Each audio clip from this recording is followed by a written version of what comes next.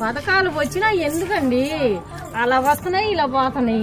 Current bill మేము ఇద్దరమే ఉండేది 1000 రూపాయలు వస్తుంది కరెంటు బిల్లు.